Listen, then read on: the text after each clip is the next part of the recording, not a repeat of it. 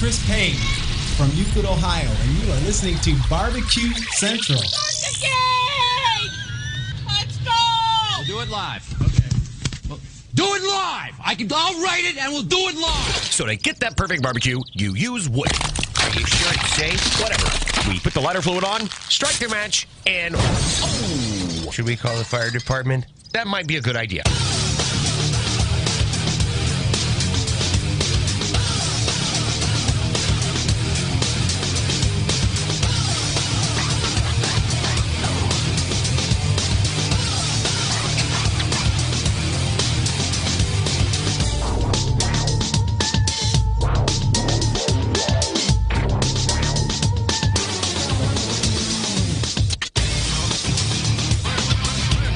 Good evening and welcome to the Really Big Barbecue Central Show.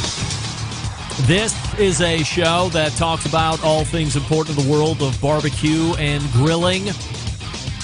Broadcasting live from the barbecue capital of the North Coast and the Rock and Roll Hall of Fame city of Cleveland, Ohio. I am your program host, Greg Rempe. Happy to have you aboard here on your Tuesday night's live fire fun and frivolity show. It's the last show of 2020. We'll get into that extensively throughout the next 120 minutes. If you want to jump in tonight, here's how you do that. You can get in touch with the show by calling 216-220-0966. Email Greg at the bbqcentralshow.com. On the Twitter and Instagrams at BBQ Central Show. Anything else you want to find out about the show can be found at the main website, thebbqcentralshow.com. And here's what's happening in case you can get the newsletter coming up in about 12 minutes from now and going forward. All me. That's right. Nothing but year in review 2020. And that's what I'm talking about this evening. We will start and do it chronologically from January, almost a year ago to the very day. And we will run it all the way through to December, which is this month of 2020. A lot of people never thought that we would even get here or that the majority of us would not make it through here. But hopefully most of us have. All of us have not, of course. But that's just like any other year anyway when you talk about making it through to another year. Sometimes it's in the cards and sometimes it's not. But I'm happy to have you here and we'll do it.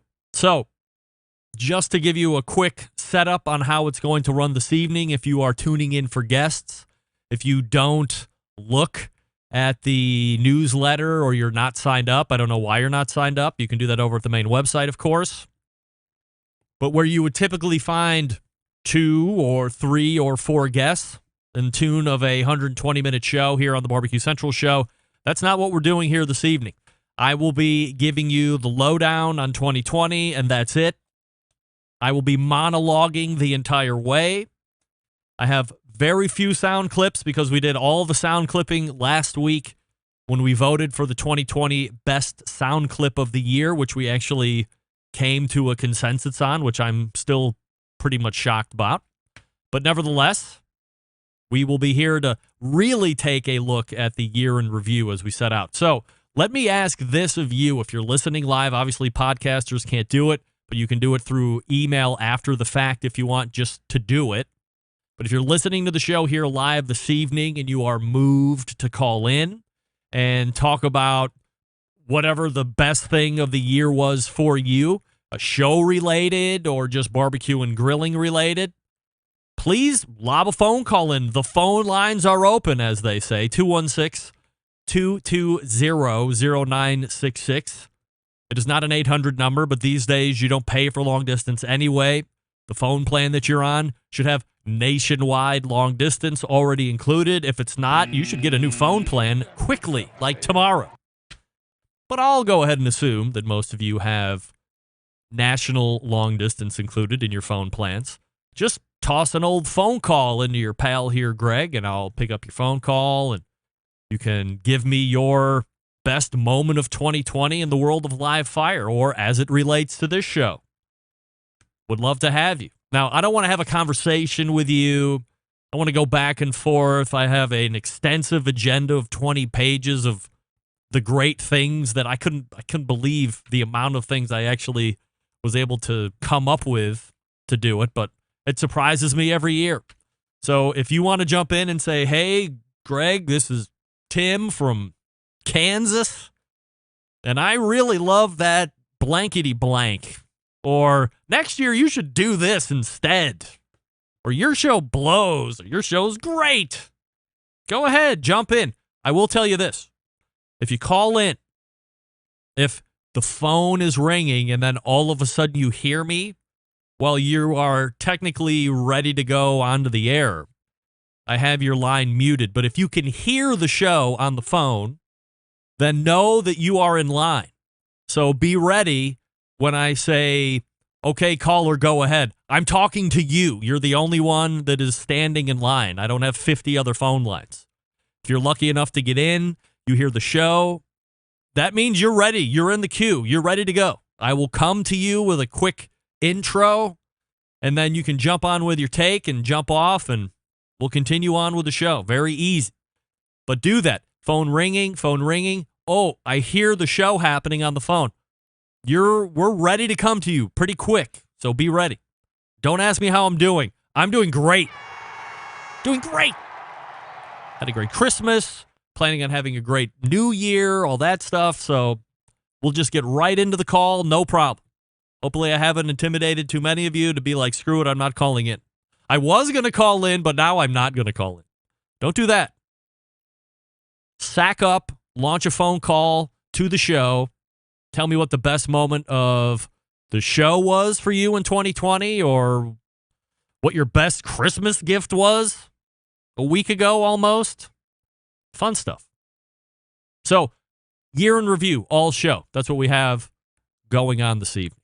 Don't forget, you can follow me socially, Instagram, Twitter, TikTok, and Snapchat at BBQ Central Show, Facebook and Twitter /BBQ Central Show, and the YouTubes /RD Rempe.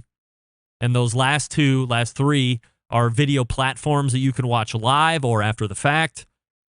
And of course, if you can't catch the show live, you can subscribe to the podcast feed, and all of that stuff is on the main website at the very top. So subscribe at will. You'll never miss a show or bonus content or the best moments, all that fun stuff. So hopefully I have armed you with all the information. Before we get rolling and the recap of 2020, and we are literally days away from 2020 coming to a close, some very sad news coming out of Murfreesboro, Illinois, through Amy Mills, and confirmed also through Daniel Vaughn, barbecue snob over Texas Monthly, who confirmed it, of course, through Amy Mills. The legend, if you know him, and most people that I know, if you just say the legend, know who I'm talking about. But co-author of Peace, Love, and Barbecue and owner of 17th Street Barbecue, Mike Mills, has passed away this morning. There was no specific cause given other than it was a non-COVID related medical issue. So COVID did not get Mike Mills from us. He just passed away. And I don't have any further information than that at this point. I don't know if we need any further information at this point. But this is a guy who I had met a number of times, both through the show and in person. And I think the resounding obits that I'm seeing coming through and the eulogies that you see coming through social media as people are passing their well wishes on to Amy. Because for as long as I had been in the game, I mean, certainly Mike Mills had made his bones long before I ever ventured into this particular niche market, winning 3 Jack Daniel's World Grand Championships, the success at the restaurants, had a business up until, I mean, probably still does. Last time I talked to him down at the NBBQA in Fort Worth in 2017, I believe it was. And you can go get that. I shared that through social media, that last interview that I did with him. But that was really kind of a retrospective of his career. We started back when he was a kid and how he got introduced to live fire, his business, of course. And his first business was making false teeth. And he kept that business in case the other businesses that he got into didn't work out. So even as 17th Street was gaining steam and becoming one of the go-to places and holding some of the most magical barbecue competitions that people see during the course of a year, they had Praise the Lard out there. It was a dual-sanctioned event, KCBS and NBN. He kept the false teeth business in case everything didn't work out. Interesting. It was like 2 miles up the road from Murfreesboro. The falsies, as he said. But again, the resounding and repetitive eulogy that you'll see through social media is A, what a great guy he was, which I can attest to, and then B, maybe even more importantly, how helpful he was and how ready to have a barbecue conversation he was with anybody. Didn't have to be some big shot. Didn't have to be in the industry. He had fun talking to the fanboys and girls as much as he did to the people within the actual industry. So Mike Mills, legend, has passed away. And he'll be missed. We'll get to the 2020 year in review. If you want to jump in, 216-220-0966. I'll talk to you quickly about B&B Charcoal, newest sponsor to the show. First of all, I'm looking for Ed Riley all over. Does anybody know where Ed Riley is? I can't find Ed Riley. We need to have a conversation with Ed. We had a great conversation with him a handful of weeks ago as we talked about lump charcoal and briquette charcoal and all that stuff. But there are other things to talk about, like the fact that Ed has 800 grills or more. Or more? Holy moly. That's crazy. Anyway, here's what you need to do. Get over to your local Ace. This is what I know.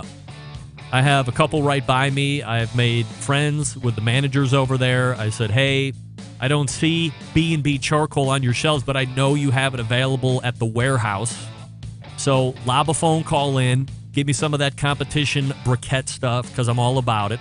Give me some of that B&B lump charcoal because I'm also all about that. And by the way, what other B&B products do you have that you could bring into the store for me? Because guess what, Mr. Manager or Mrs. Manager, as it is for me, I'll be your biggest mouthpiece, word of mouth advertising before social media. Be like, hey, Timmy, you need to go over to B&B and the Menners. They got, or over the Ace at Menners, they got B&B over there. Come on, let's go.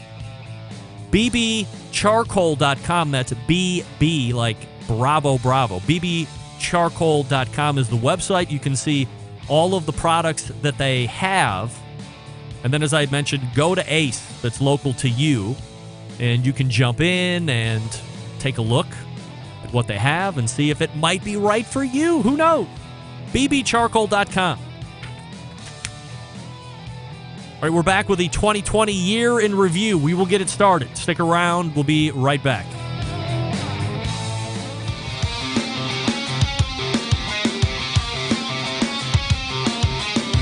Broadcasting live from the BBQ Central Show studios in Cleveland, Ohio. You're listening to the BBQ Central Show.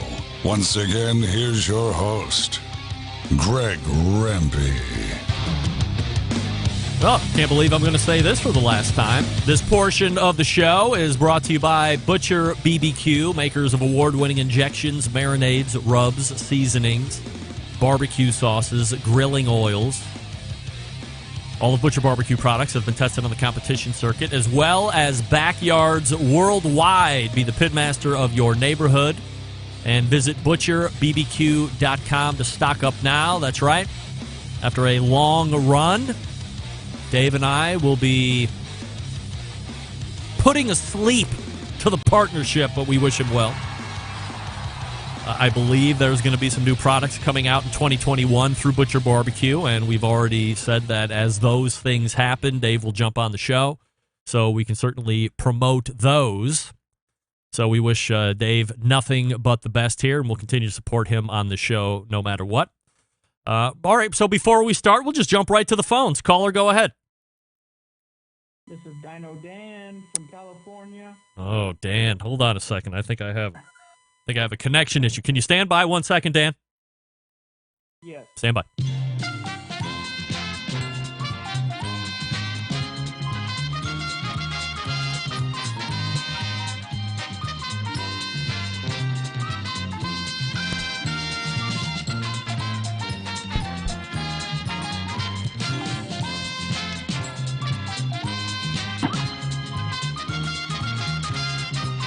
Dan, Yes, sir. fixed it. Go. All right. Dino Dan from California. I just want to thank you for having such a wide variety of a show, hitting all points of barbecue. And I would love to see you guys interview a company called Ironside Smokers. You don't have a stake they in have- Ironside, do you, Dan? No, I don't. I don't. Okay. What was your favorite part I of do the not. What was your favorite part of the show this year? It's your guys' variety. Who's your guys'? It's just me, Dan. What are you talking about? No, you got class act people coming left and right. It's more than just you, Greg. Come How on now. dare you, Dan? It's just me. I'm carrying this show. Unbelievable. Look, I want to say I know you're in the chat most of the time, and I appreciate you, of course, for the support and the viewership and the downloading ship, as well as everybody else in the chat room. And Dan, I hope you have a great new year as well. All right, you too, Greg. Thanks, pal. There he is, Dino Dan, right there. You guys. Come on. What are you talking about? I make these people, Dan. All right, let's go. 2020 started all the way back, if you can believe it, in January. And we started out with a guy who is known as a first Tuesday of a month guy. Why is this showing up here? There we go. His name, of course, is Malcolm Reed. He hosts How to Barbecue Right, and he started his second year, I believe, or was this the first year that he was in as a regular guest? It just evaporates, I'm telling you. But Malcolm Reed, starting out 2020, regaled us with how he finally got the rolling wood cart that he wanted for Christmas of 2019. You remember that? That was like the one thing that he wanted to roll out next to Jolene, his Jambo offset pit, so he could have wood easily transportable. And he really wanted a wood cart for Christmas, and he got it. His wife, Rochelle, I don't know if she fashioned it or if she found somebody that fashioned it, what have you, but he got it. Also, if you would recall, within those moments, he told us that he had gotten the green light to build a brand new barbecue trailer, and he was shooting to make it to the Royal in 2020. That was one of the goals he had all the way back in January, aside from everything else. He wanted to qualify and then cook at the American Royal. He hadn't been back for a number of years, and this was going to be the year that was going to be a goal of his. That didn't happen. The Royal didn't happen amongst all the other major barbecue competitions because of coronavirus. Also in January, does anybody remember this? There was the KCBS anonymous group sending out packages of info trying to paint David Qualls, the pitmaster of American Dream Barbecue Team and a board member of KCBS, trying to paint him as a underhanded, devious businessman. Also hated the fact that the KCBS headquarters had been listed for sale back then in January. Maybe it had been listed for sale a number of weeks even prior to that, or towards the close of 2019. But there were these random and anonymous packages being sent to people. Myself, I knew of at least 4 or 5 other folks that had the same package sent to them as was me. There were a number of stamps. It wasn't like taken to the post office and metered for the proper postage that they paid. It had like 20 stamps on it. And the return address was KCBS headquarters. So, immediately I'm checking sources. Hey, did you get this? I didn't know if somebody was trying to send the show. Was it called ricin or whatever that poison is? So I opened it up and went through, and it was pages and pages of material and lawsuit information. And the cover page that said, we're a group of anonymous members. And I said back then in January, I say it here in December of 2020. If you're going to do something like this, if you're going to take somebody to task, or you want to call somebody out for being a bad business person or not being good for your organization in your estimation, all of you were wrong on that part, by the way, but withstanding that, put your name on it. I said it in January. I will say it again. You want to do that? Put your name on it. Otherwise, it holds no weight. It holds no credibility. What's anonymous mean? Aside from coward. That's all it means. This isn't the mafia. This isn't the Hells Angels biker gang that I'm learning all about recently, where you have to worry about violence and retribution. It's a bunch of barbecuers. You're scared to stand up and put your name on something? That was weak. Also in January, Sam the cooking guy talked about his biggest growth items as it related to his YouTube channel, namely editing and production, etc.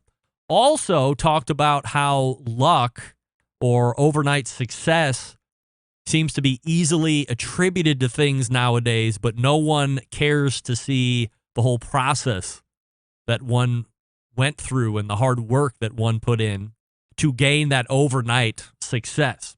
It's really more like overnight, like over the last 10 years or 12 years. And that seems to go for a lot of folks within this industry, by the way.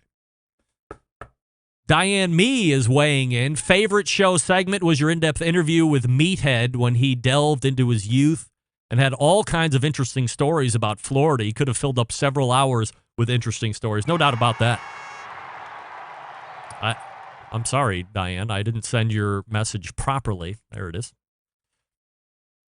Undoubtedly, Meathead could talk 4 hours. Like the number 4 hours. But he had great stories. We'll get to that here after a bit. Also in January, Meathead made this statement. If you can believe it or not, we played it last week. Sous vide isn't really that good for everything. He also said that pineapple is the best thing you can grill in January. What a kook. But that was a revelation that sous vide isn't that big of an item. Or it's not that good on everything, I should say. Let me make sure I'm saying this in the proper way.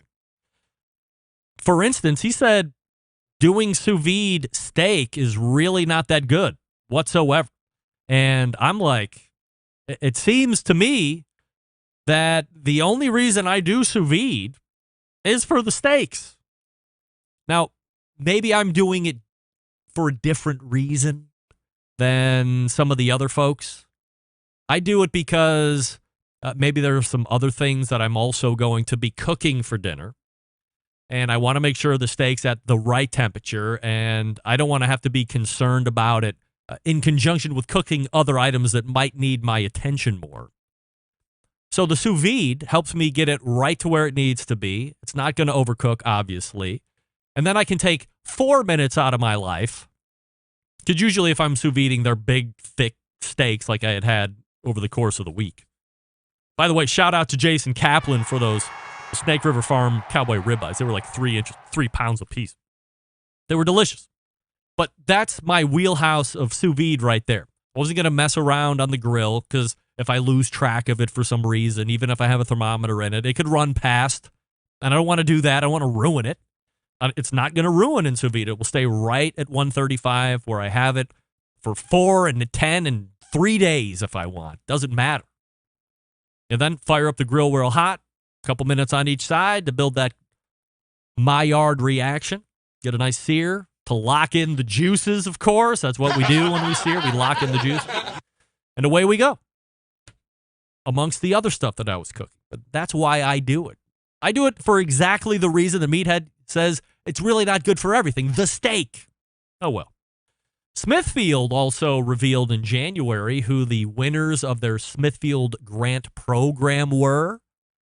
And they have been doing that exclusive announcement for consecutive years on the show. In fact, they will be doing it again this coming 2021, probably January, February. So if you had applied, great.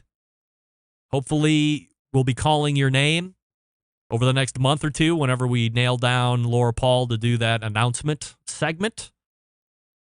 So Smithfield continuing to stay in the competition barbecue game. I have a feeling that might be fleeting through the end of 2021, but we'll see how it goes. And, of course, it was a loser, unfortunately, this year all around for a lot of competitions because of the pandemic. In January, Steven Reichland predicted that 2020 was going to be the year for pellet cookers as it related to the backyard. And I don't think that was a long shot bet to make as far as trends. And I would certainly agree that this year certainly didn't hurt pellet cookers, and it probably helped pellet cookers. I mean, this year probably helped everything in live fire because most people were trapped at home. So everybody was buying everything. Pellet cookers, charcoal cookers, gas grills, you name it. Also, Robin Lindars gave us a play-by-play back in January, if you remember, that her husband, Scott, had shot a wild boar. Now, we all know Scott is a man's man. If there was a definition and picture of man in the textbook, it would be Scott Lindars. He kills everything that he's allowed to. And he shot a wild boar and brought it home. And Robin broke down exactly how she had it butchered and what she cooked and how she cooked it, what it tasted like, what it most closely tasted like that we would be. I probably would never go out of my way to eat wild boar, but she's making do with what the man is bringing home after a hunt.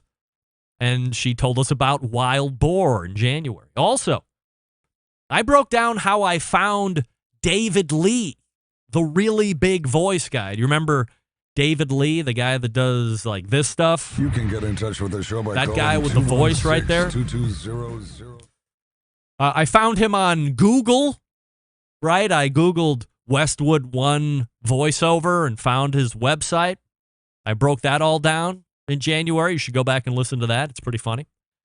Also, the KCBS CEO, Emily Detweiler, came on the show and recapped the previous year for the sanctioning body. Didn't really talk too much about the things that were percolating at that point. Also in January, and I've said it time and time again over the last couple of years, and he has agreed, it's my error, that Daniel Vaughn would be a quarterly guest here on this show. He showed up in January, and he specifically said, I have no shot at the Barbecue Hall of Fame in 2020 because I haven't ticked as many boxes as I need to. I don't know how many more boxes I can check.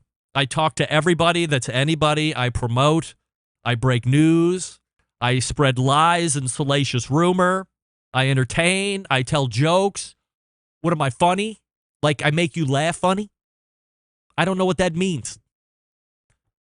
He said I had no shot at the Barbecue Hall of Fame in 2020. And guess what? He was 100% right. I did not make it in again. Also in January, Clarence Joseph from Mama and Papa Joe's Barbecue, our pal CJ, again won the San Antonio Barbecue Cook-Off. Unbelievable. To win it once is kind of a lifetime achievement. to go twice. Very commendable. That was January. Derek Riches made his debut as a new recurring guest on the show at the end of January. Can you believe that? We talked about the Masterbuilt gravity-fed cooker that was coming out back then. Remember that? Pit Boss we talked about. Do you remember when we were talking about the Cuisinart pellet cooker? This was also some litigation between Traeger and Danson's at the time, the company that owns Pit Boss. Yeah. Derek Riches came back on. By the way, Derek Riches was also a recurring guest in the original form of the show. And then as we learned through the origin stories, him and Meathead had a little bit of a competition tiff on who had the better website or the more heavily trafficked website. And Derek ended up stepping away from the show for a number of years. I still don't understand from a host perspective. I don't want to lose either of you. And they were both like, oh, one's got to. So Derek eventually stepped away. But time passed, and I threw out the hook again. And guess what? Derek said, yeah, I'm down. Let's do it. We can do it. So we had him back on again. And then, of course, we ended January talking steaks, everything about steaks, with the embedded correspondent. So if you want to figure out all the best ways to cook your steaks, go back to the January embedded correspondent segment. Then we move into February, the Grill Dad. You remember the Grill Dads? The Grill Dads, Mark Anderson, came on to talk about the launch of their podcast, which was going to be happening later in February. They were making a big launch announcement a few weeks later on the Today Show, which is unfair to me. And as I look back through their feed, they went really good until May. And then there was a noticeable gap from June until December. And when I say noticeable gap, I mean there were no episodes. 0. There have been 2 this month. One with actress and hottie Eva Longoria. Eva, come on. Come to the real show, baby. She's still way hot, by the way. Malcolm Reed stopped by, of course, in February. We talked about Chicago-style Italian beef sandos and the subsequent YouTube video that he released on it. We also talked a bit about the SCA. David Bosca, who I talked about as sponsoring this segment as we led in from Butcher's Barbecue, showed up in February to talk about his new podcast that was just starting earlier this year. Also, we had a great conversation about the beginnings of his professional career as a meat cutter in Oklahoma, and then growing into the Sam's Club corporate world where he was traveling around the country, opening up stores, like the meat department at various stores. He spent a number of years up in the New England area opening various Sam's Club stores, eventually making his way back to Oklahoma. It cost him a wife. Very cool story. Dave continues to be a great guest. By the way, as I had mentioned, this is the last show that we are linked professionally, but we'll be linked together as ever as host and guest and friends till the bitter end, whether he likes it or not. But that was an insane bit of background on Dave that I never knew about, having him on the show for years, was his time at Sam's Club, opening up stores across the country. Really cool. All right, let's go ahead and take a quick break here. Again, if you want to jump in, 216-220-0966. You can also email Greg at thebbqcentralshow.com, and we'll get back to February and through the rest of the year. Right now, let me talk to you quickly about Big Papa Smokers, the one-stop online shop for all things barbecue. A curated selection of only the best outdoor cooking and grilling supplies will get you on the path to better barbecue results in no time. Everything at Big Papa Smokers has been Pitmaster approved by Sterling Big Papa Ball himself. From the award-winning rubs and sauces to the American-made grills and smoker, Big Papa's has something for every outdoor cook, no matter what the level. 13 perfectly balanced flavors of rubs and seasonings, popular flavors like Sweet Money, Cattle Prod, and Cash Cow, all proven winners on the competition circuit and in backyards. If you're looking for a new go-to sauce, Granny's barbecue sauce is the jam. I've been telling you about that. That's the move. If you want cookers, they got cookers, you bet. If you're looking for a versatile cooker that's easy to use, the Mac 2-star General Pellet Cooker is the one you want. Sterling was raving about it the other day on the phone. Raving about how great the Mac 2-star is. Big Papa's is the exclusive Mac dealer, even offering special packages. If you don't like pellet smokers, you can try the old Hickory Ace BP. If you know you want a cooker, but you don't know what cooker that you want or kind, call them and ask questions. 877-828-0727. That's 877-828-0727, or shop their website, bigpapasmokers.com. That's BIGPOPPA smokers.com. And we are back to continue on with February as we do the year in review. Stick around. We'll be right back. You're listening to the #1 most downloaded barbecue and grilling podcast anywhere. The Barbecue Central Show.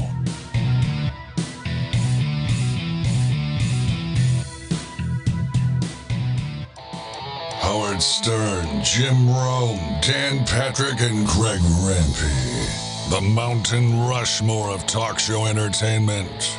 Now, let's get back to the Barbecue Central Show. And this portion is being brought to you by cookinpellets.com, your #1 source for quality wood pellets for all your pellet-driven cookers. Visit cookinpellets.com for more information or to purchase. You can also find them on amazon.com. And oh, by the way, Chris Becker is back for another year, of course.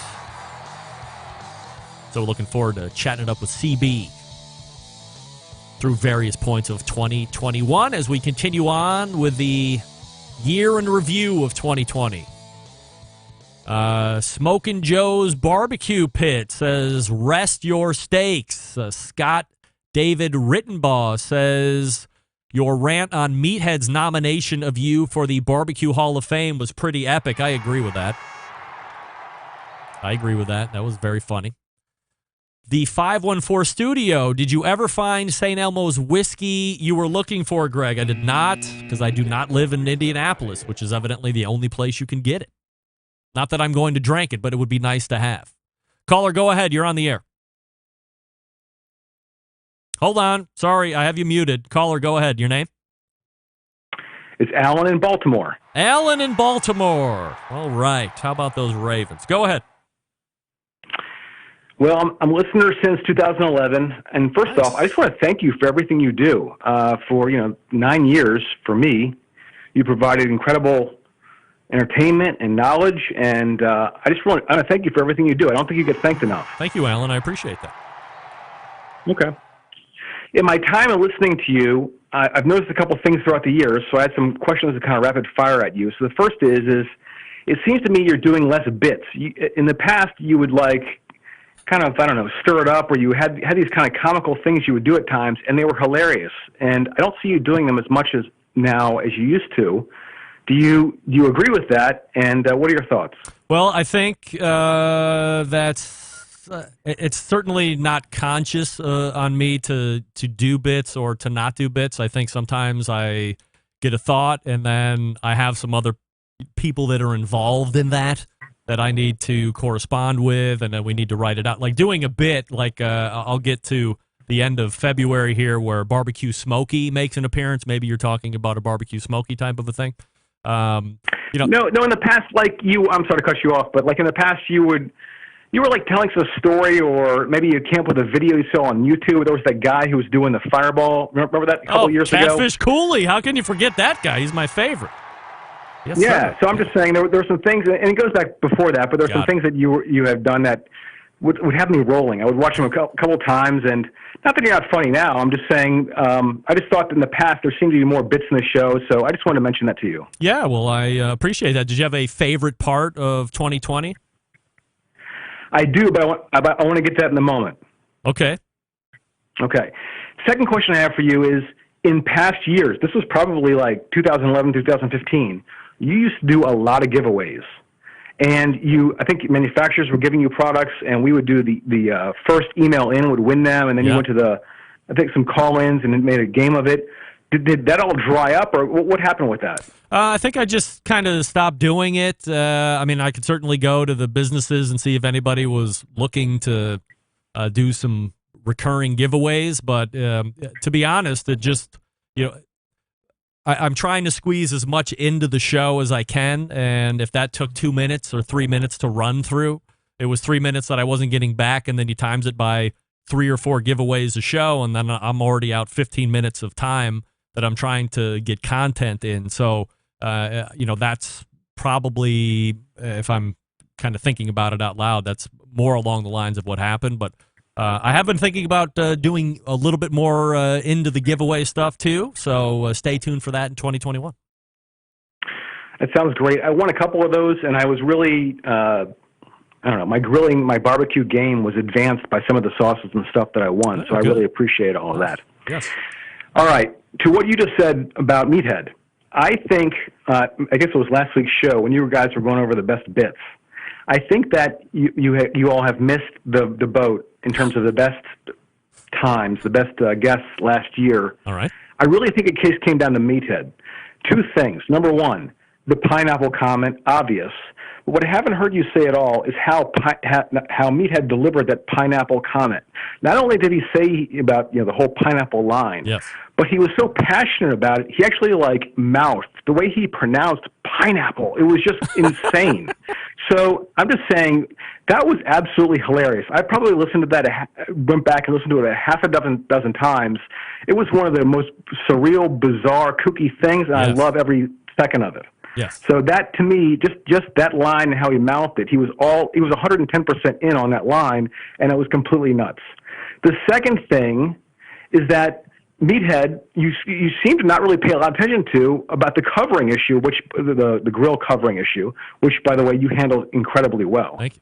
But when Meathead was talking about how he didn't cover his grills, you did not pay enough attention to the fact that he's not covering his grills because he's passed out drunk. Now, you mentioned it once. Oh, no. That is not true, Alan. I brought up to him during that segment that because he did say that, I'm probably passed out drunk. I think it gets lost because I might have been firing over him a little bit more, but absolutely, we did take him to task on his admission that perhaps he has imbibed too much and has passed out for the evening and isn't going to cover. But he's not getting up in the morning and then covering after the fact, nursing a hangover. He's drunk and not covering, and he's sober and not covering. So it's doubly a slap in the face as far as I'm concerned. I agree. It's remarkable, and he's got expensive, nice cookers out in Chicago. It's unconscionable he doesn't cover them. Unconscionable is correct. Great word. Okay. Also, you have a variety of cookers, one of which you have a Lang stick burner. Yes. And many of us haven't taken that step. And I'd like to. And you, at one point during the year, you talked about for 30 seconds the differences between stick burner and other cookers, and you really showed how much you like the stick burner, saying something like the food's not even close in quality to other cookers versus the stick burner. Mm-hmm. I'd like to hear you talk in the future. I'd like to hear you talk more about the stick burners and maybe your other cookers, and also just talk more in general about how your own cooking is going, what rubs you're into, sauces, whatever. If you discover something new, just saying it as a comment. All right. I will do that, but I'm not doing it tonight. I have to get back to February, for crying out loud, Alan. All right. Well, the last thing I'm going to say is I'm inviting others to call in who have not called in. 216-220-220. I'm sorry, 216-220-0966. Yes. Call in. Say thank you to Greg. And Greg, I hope you have a happy New Year, and thank you for everything you do. Thank you, Alan, for calling in. Happy New Year to you as well. And it's 216-220-0966, as Alan said. All right, let's get back. Thank you, Alan, for the call and for the questions. We get back. We talked about Meathead with the pineapple. Did we? Yes, we did. No, we didn't. Meathead backed off the... Wait. Go ahead, caller. Hey, this is Brandon from Toledo, Ohio. Hey, Brandon from Toledo. A.K.A. Fred Sanford in the chat room. Hey, Fred. What's up? I was just calling to let you know that I think your show is very educational. Learn something different every week. Love listening to it, and I'll keep it quick. I think the best part of 2020 with you is the rants on our favorite McRib sandwich. It's like eating dog food. Yes, I agree. Fred, thank you very much for calling in. Be safe. Happy New Year. Thank you for listening. Happy New Year to you as well. That's Fred Sanford. Let's see. I stopped there. Meathead Pineapple, February. See, I've lost my track here. Here we go. Getting back in.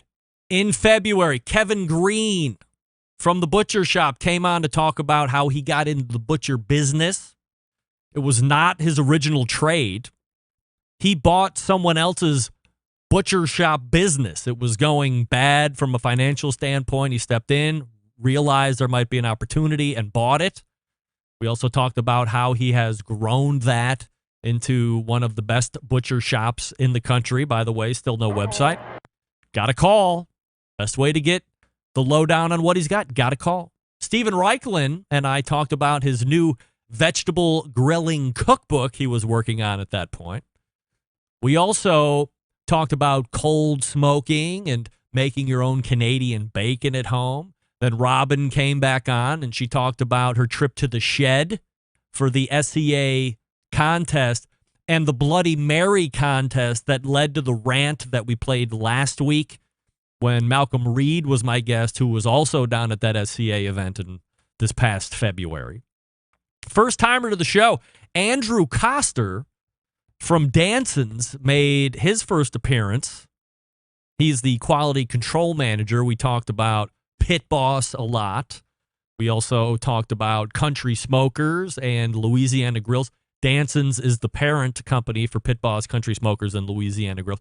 You know, this ended up being a very weird situation after the fact. Like, I thought we had a really good first interview. He was pretty open. I warned him that I was going to be asking about him and his dad. Both had worked for Traeger and then left, and there may or may not have been some litigation that was going. Okay, there was some litigation that was going on. And I said, if you can't answer this or you don't feel, don't do it. But I asked because I had to. And he answered. And then in subsequent days, Andrew reapproached me and said, hey, some other folks here at Danson's listened to the interview, and can you take it down? And I said, no, I'm not going to take it down. I said you didn't need to answer anything that you didn't feel comfortable with, and you answered it. So I'm not going to take it down. You said it. After I gave you an out. So that was that. And then a couple days later, one of Danson's top men emailed me out of the blue and asked if I would take the podcast down. And I said, no. And you can call me if you would like to talk further. And nothing ever came of it. So here's a note to anybody. If I know you're in litigation and I know I need to ask you a question, I will always throw out the safety net ahead of time.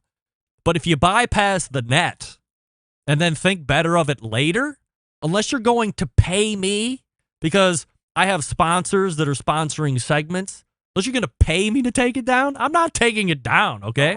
And even if you pay me, I'm going to extort you.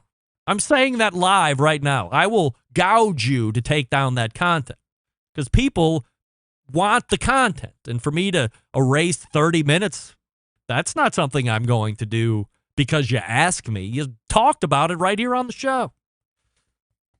That was weird. But I think we're all still in good graces. Andrew likes some of my stuff on Instagram from time to time. I like some of his stuff. There you go. Jason Baker came on from Green Mountain Grills. He was on in February. We talked about the differences between the Choice line and the Prime line of cookers. We also talked about him launching some new products for social media and their business use of social media, helping them grow. Derek Riches was on. We talked about pellet cooker expectations. How about that? Also in February, the 25th to be exact, Smokey made his debut calling into the show. You remember Smokey, right? This is what it sounded like. They call me Smokey. I'm a big influencer on social media. 47 followers, Greg. Yes, I'm calling to you from the 480 bridge. All this smoke fire business on Facebook, it's taken me to the very brink. He was talking about the smoke fire. When I'm here to talk about the smoker fire, it is my solemn duty as an Instagram influencer. People are catching on fire because of this grill. People are running and screaming. Half the world is catching on fire right now because of this smoke fire, and all because of Kevin Coleman. What? And I know all my friends on Facebook have caught on fire. Can we leave Kevin and Maddie and Kiki out of this discussion? I will not be questioned by the likes of you, nor will I be forced to think logically. Facebook is truth. Facebook is lies. Smoke fire is burned. I'm out. Bye. Curse you, Kevin Coleman. I hope you really And that's what it sounded like when Smokey made his debut call into the show at the end of February. Again, that was a condensed 59 seconds of a 5-minute call. There was a lot of me in that as well. February 25th. And that brings a close to February. We're going to get to March when we come back from talking about pits and spits. I can already tell you we're going to be going longer than 2 hours tonight. I'm just getting through the end of Q1. Or I'm going to pick it up. Since 1983, Pits and Spits has been handcrafting smokers and grills in Houston, Texas. In that time, Pits and Spits has established itself as one of the premier brands in quality offset smokers and, more recently, pellet cookers. Pits and Spits sets itself apart by using heavy 7 and 10 gauge stainless steel in every cooker, fully welded construction that you can feel when you use the unit, 304 stainless steel roll top lids, and a front shelf on every single smoker. Why does it matter? Well, by using higher quality materials, Pit and Spit smokers reach and maintain temperatures, allowing you to worry more about the meat than the heat. By providing a fully welded smoker, you don't have to worry about grease and smoke leaking out of the barrel or the grill rattling apart as you move it through the backyard. And by using 304 stainless, you're getting an heirloom quality product that you'll be able to pass down to the kids. When some companies focus on being a low-cost provider, Pits and Spits focuses on craftsmanship and using quality materials. Are there cheaper ways to make these cookers? Yes. But they don't like tack welds, cheap stainless, electronics that you can't trust. Having in-house manufacturing gives them complete control of the design and standards. That's not something you find in products brought in from overseas. Their steel suppliers supply materials to be used in some of the harshest environments around, so you know they're going to perform in any and all conditions, and their controllers are made right here in the States, so you're able to have unimpeded transparency in the programming. Pit and Spits has a dealer network across the country, but if there isn't one close to you, call Coy in the shop, 844-650-6250. That's 844-650-6250. Whether you're a backyard grill master looking to cook steaks for the family or a competition team looking to do 50 racks of ribs at a clip, Pit and Spits is a product for you. You can check them out on the website, pitandspits.com, all spelled out. Or see their pits in the wild across social media at their handles at Pits and Spits. That's at Pits and Spits. We're going to get into March. Before we wrap the first hour, stick around. We'll be right back.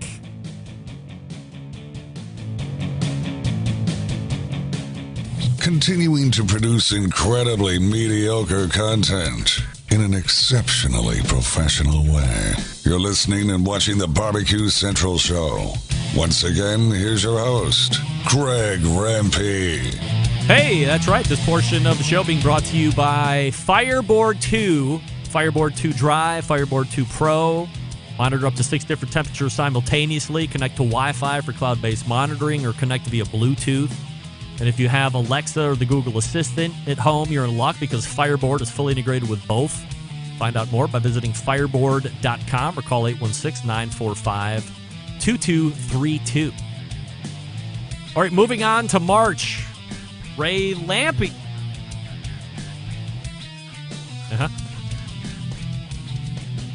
First up in March, Ray Lampe was a guest, Dr. Barbecue, and we talked about the end of his run with Big Green Egg. Remember that? That happened this year. Ray and Big Green Egg separated amicably.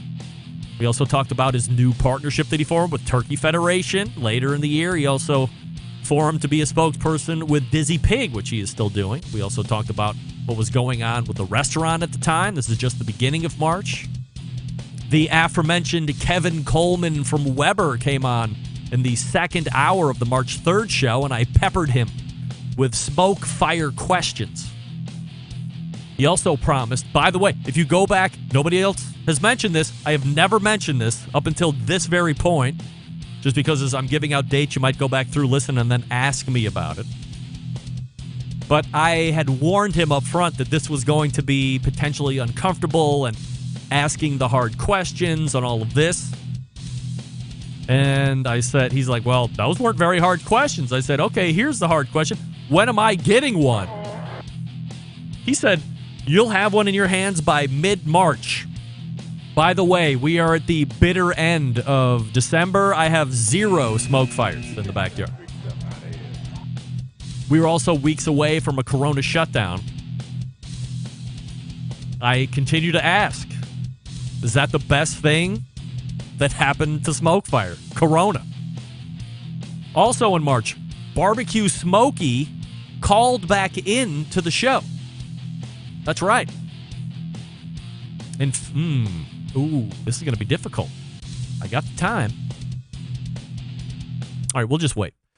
Barbecue Smokey called back into the show the first time he was on the 480 bridge and appeared to jump to his ultimate demise. However, evidently he didn't, because he was calling back in as he was hosting a huge barbecue influencer party. Yo, Greg, it's Smokey. Right now, I'm having another party that you're not invited to. Of course. And we are having a social media influencer party. 10,000 followers and up, except for me. I'm at 25. So you're having an influencer's party. Like, who's around? My best friend. First off, I see him over there right now. You big Grain Crag. What's up, My everybody? face. Mickey Man Meat. No party is complete without Maddie and Kiki. Hey, barbecue Come here, family. girl. Hey, barbecue family. Greg, I'm getting scared again. Mickey Man Meat said he brought Corona to my party. Quick, Maddie and Kiki, run inside. Get in the shower right now. My best friend in the world, Baby Beck Maniac, he's here.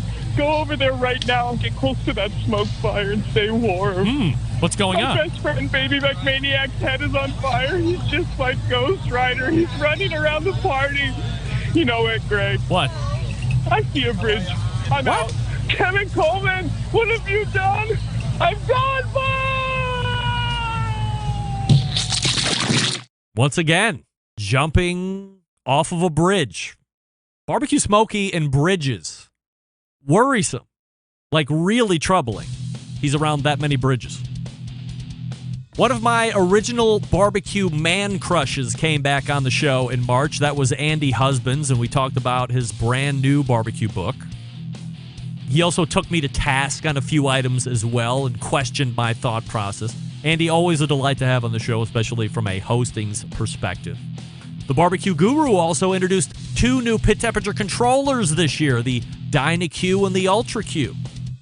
Bob Trudnak was on to talk about those. This time frame, March 17th, of course, was the beginning of the coronavirus shutdown across the country. And the Grill Girl, Robin Lindars, talked about how she was headed out to Colorado to vacation and then got turned around only days later after arriving because everything in Colorado was shutting down rapidly. Emily Detweiler also stopped by the show to talk about how KCBS was going to be handling the pandemic as it started to unfold as well. Mostly how that was going to be related to competition barbecue. By the way, to a motley crew asking, is this live? We'll do it live. We do it live. Do it live. I didn't say it was a pre-recorded show. We do it live on Tuesdays. Just because it's me talking for 2 hours or more doesn't mean that it's not live. We do it live. Come on, a Motley Q. You know that. You're better than that. March was also the month of bonus segments. There were 3 in total in as many days, March 21st through the 23rd. Oh, catch it. Aha, yes, I caught it. They were all pandemic related. First was Nick Solaris and the shutdown and how it would affect the food service industry, especially New York City. Sam the Cooking Guy talked about the pandemic and how it was affecting their new restaurants. Sean Walchef and Stover Harger. The third rounded out the bonus content. That's right. Talking about how Sean's restaurant was pivoting, and then Stover talked about the use of social media. So stick around for the second hour. Happy to have you aboard here for the Really Big Barbecue Show. Boing. We cook because we have to, and we grill because we want to. Hit me!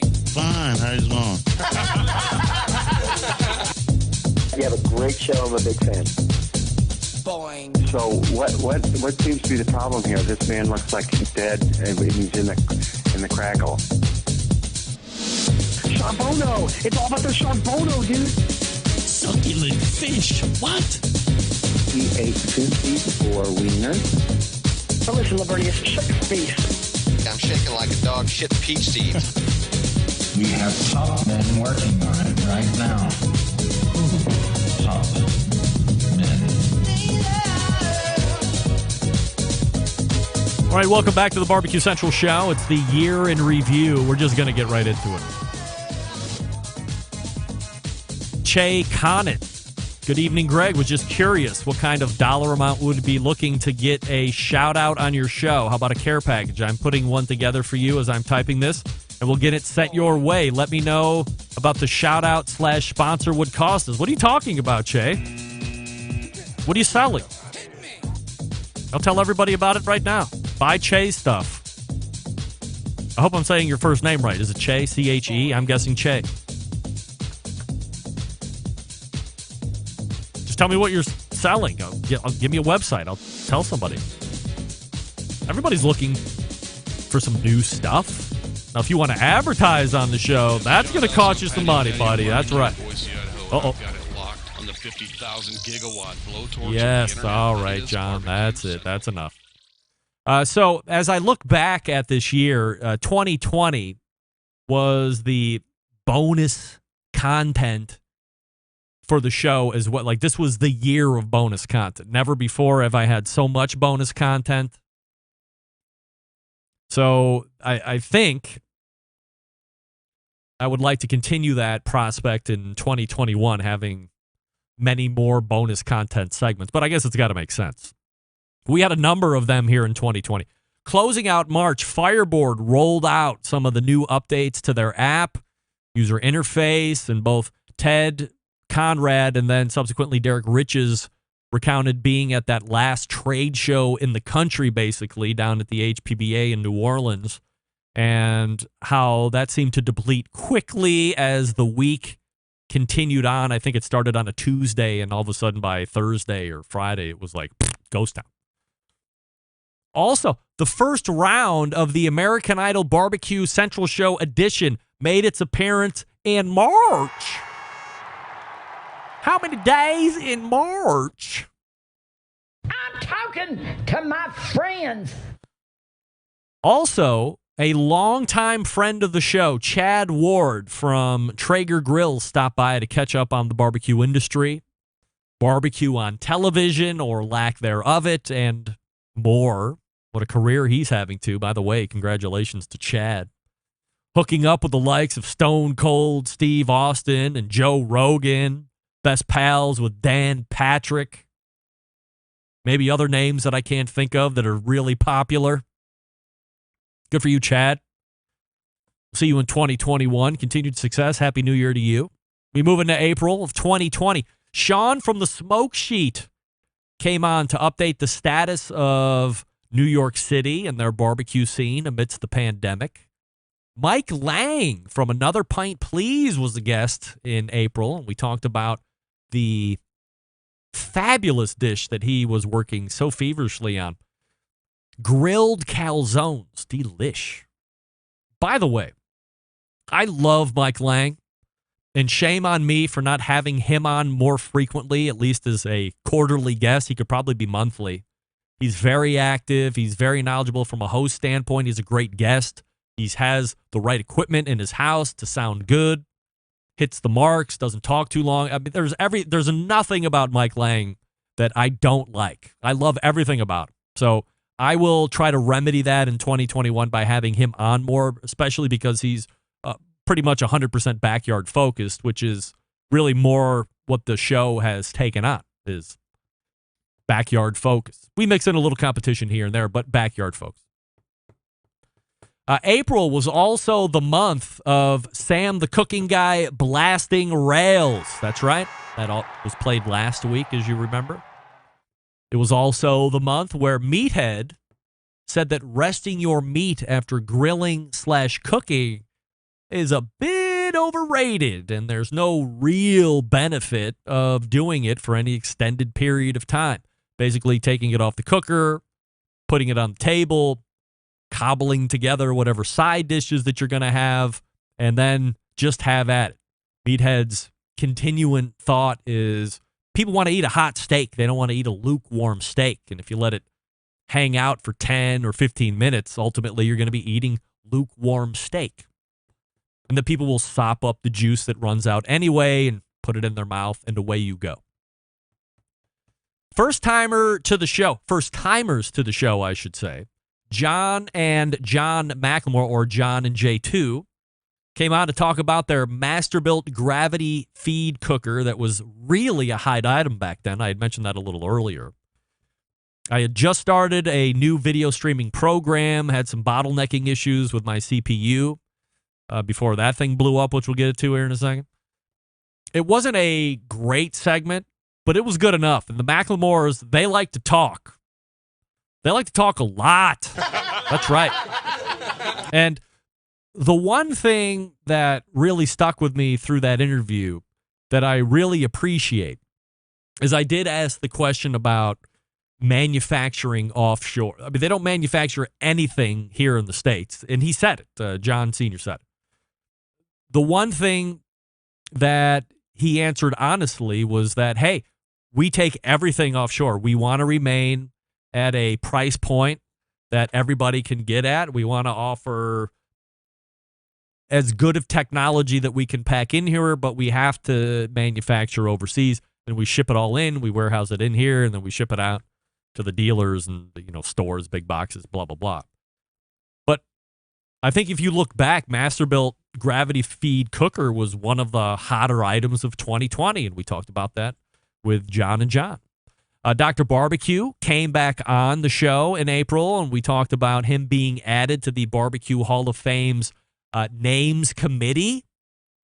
It did not help me. Andrew, you are not. It did not help me get into the Barbecue Hall of Fame in 2020. We knew that because Daniel Vaughn had predicted it months before. Ben Arnott from the Smoking Hot Confessions podcast came on for the first time. We talked about his show, how it won Best Barbecue Podcast at the NBBQA Awards in 2020, and how barbecue has grown over in Australia the past handful of years since he started doing the show. By the way, fun fact, Ben Arnott is like a karate master, so he is not one to be trifled with. Let's just say it like that, and we will leave it right there. Jess Pryles appeared on the show in April, and we talked about her new cook-along concept that she was doing through the social media platforms. She did one on YouTube. She also did one on Facebook. She gave you a shopping list of things to get prior to cooking on whatever day and time she had mentioned, and then streamed live, and everybody was cooking together and enjoying cocktails together. It was a great concept. I think she only did it twice, though. But everybody was doing something different during these pandemic times, especially in April since it was new. This was also the segment where she took Meathead and Dr. Blonder to task a bit about resting meat and how their conclusions or thoughts or guesses were not real lab scenario experiments as far as testing was concerned. And she also talked a bit about meat glue in that segment as well. So if you're not familiar with meat glue, go into the April shows and search, or just search Jess Pryles in the search field on the homepage. It will bring it up. Or search Jess Pryles meat glue. It will probably bring up that exact episode. In April, there were rumors of a bigger pit barrel cooker coming out in 2020. Remember me saying that? Also in April, as we started closing it out, heading into May, the second installment of the American Idol Barbecue Central show happened. That's right. John Solberg was eliminated in the first round as we were singing Jailbreak. And then in this version, we were singing our own songs. I thought I kept one. Evidently, I didn't. That's all right. I sang Wishing Well. Reiser sang some song that he talked. I think it was The Ghetto. And of course, as we played last week, Doug sang Jesse's Girl, which evidently is a cult favorite. Not Rick Springfield versions. Doug's version is a cult favorite.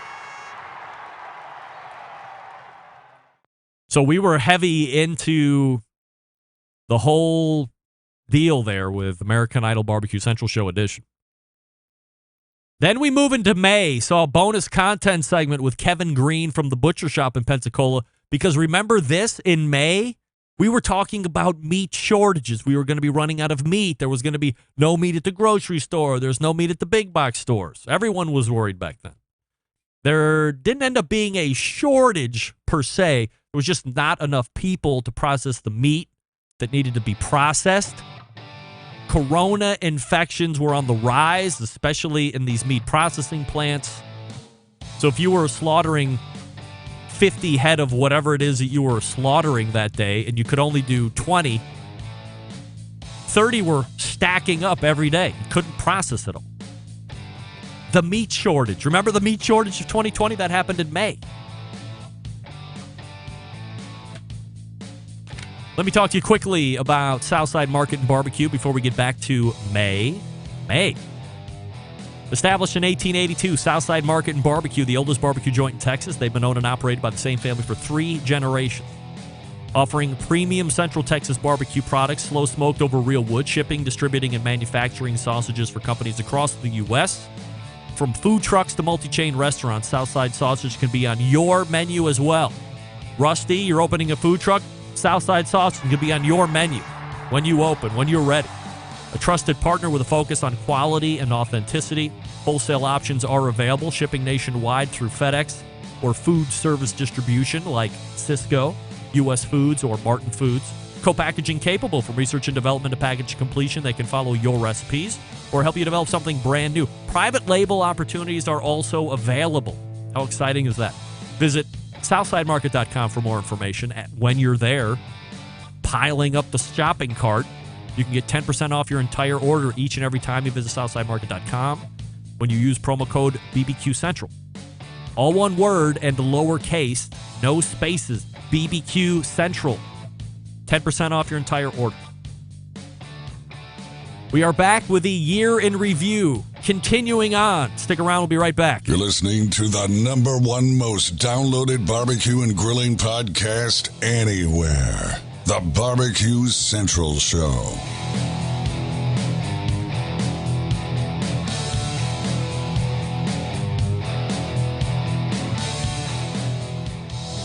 Monthly visits from a killer hog, a cooking guy, a man named Meathead, the author of Barbecue Bible, a grill girl, a bristly barbecue journalist, and the malfeasance of the barbecue world known as the embedded correspondents. Only found right here on the BBQ Central Show. This portion of the show being brought to you by Pit Barrel Cooker, the most unbelievable outdoor cooking device on the planet. Currently available in 2 sizes with a host of accessories. Whether you're a beginner or professional, definitely a cooker you want to add to the arsenal. Visit pitbarrelcooker.com. Tell them the Barbecue Central Show sent you. And we are almost halfway through the year, May 2020. In May, one of the biggest barbecue events each year, Memphis in May, was canceled. I also spoke with Darren Worth that show from Iowa Smoky D's. And while he was planning another run at Memphis in May, that was dashed, obviously. He did mention that during this point in the pandemic, his restaurants were actually doing very good business. It was obviously mostly takeout and drop-off catering, things like this, versus dining in. But much like a lot of the live fire industry, and especially barbecue restaurants that saw a lot of fast casual service, were doing pretty well given the circumstances. Also in May, the Barbecue Hall of Fame added a new announcement exclusive to the show. Emily Park announced the 9 semifinalists right here before they distributed their electronic alerts across the internet and through various newswire platforms. We did it right here on this show. 3 of those names would make up the 2020 class, and that was going to be found out a little later in the month. Meathead was a part of those 9 semifinalist names. Again, would he get in this year? Stay tuned on the recap. In May, the Steak Cook-Off Association held a competition steak cook-off in Utah. And I had the host of the Pitmaster podcast on to talk about the experience because they went and cooked it. Steak continued to hold events from that point on. That, to me, that seemed to be a floodgate or a watershed or a tipping point, however you want to talk about it. That seemed to be the measuring stick on, are we going to press ahead with SCA events, or after this, are we going to back off? And they pressed ahead, full steam ahead. I didn't see many. Were there any SCA events that even got canceled after that? I probably don't think so. So they were running a full slate pretty much from then on. Also that month, we had a Barbecue Hall of Fame roundtable show where I had Daniel Vaughn from Texas Monthly, Ray Lampe, who had just recently been added to the Names Committee, and one of our show pals and favorites, Adrian Miller, the soul food cook. We came on and talked about Ray added to the committee and what those two thought about that. And then, of course, we talked more in depth about the 9 semifinalists. And then I concluded that roundtable by asking everybody who they were going to be voting for. But, of course, nobody answered me, which is fine. Noah Glanville from Pit Barrel Cooker was a guest in May and showed us around and this was an exclusive look, by the way, of the Pit Barrel Cooker Lifestyle Room in Louisville. They had also just recently settled a big lawsuit with one of their now former competitors, that being Barrel House Cookers. And Noah mentioned the PBX, vaguely high level, no release dates, no price points, nothing other than the cooker would probably be in that 50-gallon range. But aside from talking about it, it never officially launched in 2020. Also in May, the Embedded Correspondent segment focused on who we would pick for the 2020 class for the Barbecue Hall of Fame. More importantly, the finale of the Barbecue Central Show American Idol Edition took place, and it was against me and Jeff Rice. We sang a produced duet. If you missed the show last week, you're getting up to speed now. If you watched the show last week, it's a little bit of a repeat, but we're doing the show in chronological order this week. Again, we sang a duet that was produced. The Big and Rich smash hit, Save a Horse, Ride a Cowboy, or I changed the words at the very end of the song. Save a horse, what was it? Eat a horse. Eat a horse, save a cowboy. And then, not to be outdone with the produced duet, which I still mind blown that we actually pulled that off. We sang live. Jeff's like in Wisconsin, and I'm in Cleveland, the Rock and Roll Hall of Fame city, and the barbecue capital of the North Coast. Oh, by the way, Cleveland also evidently is like outlaw biker gang that I never knew about, capital of the world. Different story for a different day. We sang live right here on the show. I sang an R&B show to get outside of the box, and it failed. Jeff sang Ring of Fire by Johnny Cash, and he boat raced me. Those votes came in fast and furious. Not a one for me for at least 48 hours. Boat race. Incredible. The Barbecue Hall of Fame class was officially announced in May. Aaron Franklin, Joe Don Davidson, and Desiree Robinson all made the cut, making up the 2020 class. That was May 27th when it was originally announced. I didn't get it into the podcast feed until June 6th, so if you want to hear that, Make sure you go into June. It's June 6th. You will actually see that listed into the podcast feed. Now we officially go into June. We're halfway through the year now.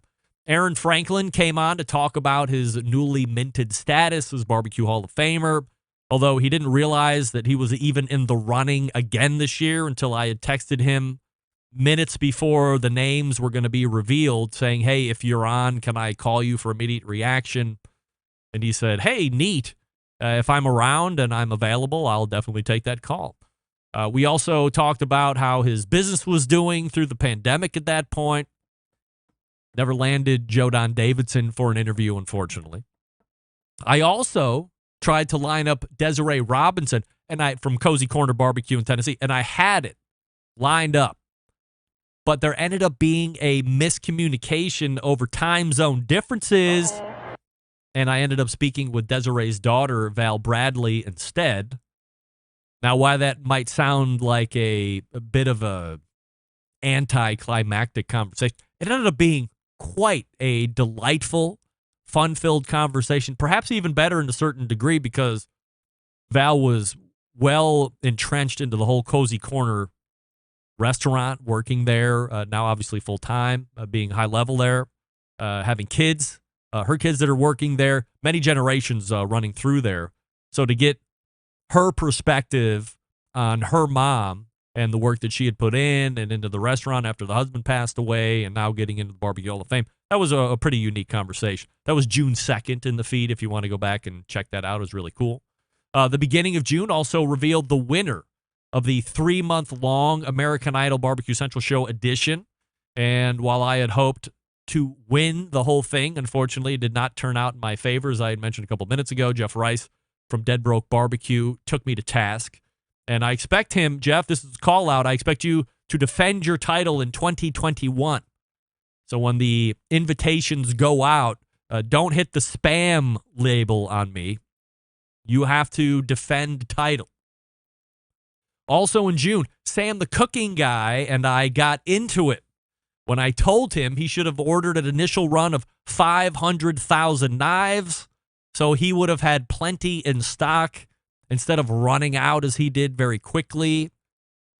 We agreed to disagree on that. Basically, he disagreed with me, and that was all the conversation that took place. But to me, having 2 million subscribers, having 500,000 knives, I mean, it would just made proper business sense. You would want to have ample stock, not run out. He saw it a different way. It's his business, not mine. I was just giving my opinion. Dane Neal from On the Road with Dane on WGN in Chicago, the Power Blowtorch 720, came on in June to talk about his new, remember this? This happened this year, a barbecue pay-per-view concept called Barbecue Fight Club. This was a live event that was going to cover, I think it was 6 teams, not 16, 6 teams at an undisclosed location. We will call it Youngstown, Ohio, during the pandemic. No one seems to be sure how well it actually did in the grand scheme. There did seem to be some stream issues. There were a number of folks who felt like they were duped a bit, as it was billed as a live event, but obviously the cooking portion was all done beforehand. But a first, nonetheless, barbecue pay-per-view event. Do you remember that? Did you buy it? Did you watch just the free version of them talking around the fire? Or did you get down and I forget, was it like $20 or whatever it was, or $10? I forget exactly what the ticket was on that. But that was the first barbecue pay-per-view. Dane Neal from On the Road with Dane. A principal steak person in that. Steak, no pun intended, by the way. In June, Meathead learned. Meathead learned that he did not make it into the Barbecue Hall of Fame again. John Marcus made an appearance on the show in June. Emmy Award-winning John Marcus, the executive producer of the Cosby Show and its best years ever. He talked a bit about the coronavirus. We talked about streaming shows versus traditional TV shows, and we also talked about the concept of the barbecue pay-per-view. John, always a great guest, so if you missed that, you want to go back and check out the conversation I had with John Marcus in June. Dave Bosca came on the show in June and announced Barbecue Mud. Now, I have since followed up with Dave on how well Barbecue Mud did amidst the times that we are in this year. And he said it was easily the most successful launch of a product that he has had, like not even close. It was success right off the bat. So if you didn't know about it, Barbecue Mud is a product made for beef, and it comes in one of those already made shake jars. It's not a rub, and you can just pour it right on the meat. Originally became famous through the Barbecue Pitmasters television show. And he finally got it to market, got it to a point where he felt comfortable releasing it to the general public. And he said it has been a bona fide killer as far as success is concerned. So congratulations to Dave on that product release. And again, that was June. Okay, we're still getting through halfway through the first part of the year. One of my best pals, Ted Reeder, came back on the show in June, announced he was partnering with a pal of his to do a barbecue trailer at a golf course where he lives in Canada. Remember that? He did seem a little bit cabin feverish when we spoke, helping the kids with homework and doing a lot of stuff at home because nobody was doing anything back then. Ted travels a lot during the year, teaches at university, and does a lot of appearances, product development off-site. All of that was shut down. All of that was canceled. So he got his creative juices flowing again, working that barbecue trailer. First-time guest to the show, Brad Stewart, came on in June, and we learned about the product Crisby, the cast iron seasoning, which, by the way, I have fallen completely in love with. I actually went out and bought 2 new cast iron pans in as many weeks because I knew I had finally found a product that was going to keep them in tip-top shape, easy to use, worth the money, all that stuff. Totally unsponsored, just my undying support for this product. It's absolutely great. If you have cast iron and you don't use Crisby, you should give it a try at least once. Get the one that looks like a deodorant stick. I also have Crisby Cream, which is nice to use, but I love it. Also in June, Robin Lindars, the grill girl, had her Instagram account hacked. Remember that? She talked about going through the process of trying to get it back into her possession. She talked about how not easy that was. Andrew, you are not easy to get back into your possession. That's right. Not easy. Really hard to talk to somebody. It was not easy. The other takeaway from Robin's lesson here or recounting of her getting her Instagram hacked, turn on your 2-factor authentication to make it harder for the kooks to take your accounts and ruin all of your hard work.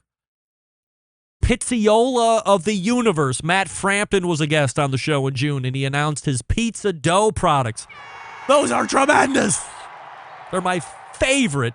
That might be my favorite product release of the year. Barbecue, food, hardware, you name it. The Urban Slicer Pizza Work pizza dough releases may have been my product of the year favorite in 2020. A little later on, he introduced sauce to the market. The sauce is exceptional. The only thing I don't like is the fact that it's sold in 8-ounce cans, but I'm over it. I'll buy it by the case every time. I don't care. It tastes great. The pizza dough works great. It's super simple. If you got 4 hours to let it rise, you're fine. I'm telling you, it's great. If you haven't tried it, it is so good. Huge fan of Matt Frampton's products. Ryan Zabril from Pits and Spits came on the show for the first time, and we talked about his partnering with the show, which they did, and we talked about the history of Pits and Spits and how it has been bought and sold actually a number of times.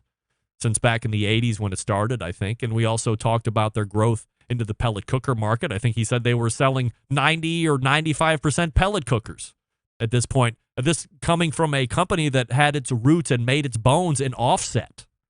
So that speaks to a bit of where the pellet industry is in 2020.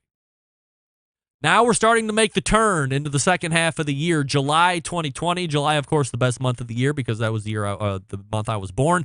Susie and Todd Bullock from Hey Grill. Remember, they came on the show this year. It seems like July was 5 years ago.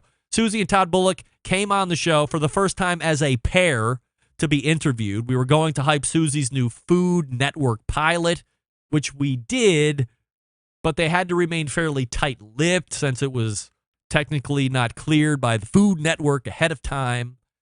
It was a good show. It didn't appear to get picked up for any more episodes in 2020, though.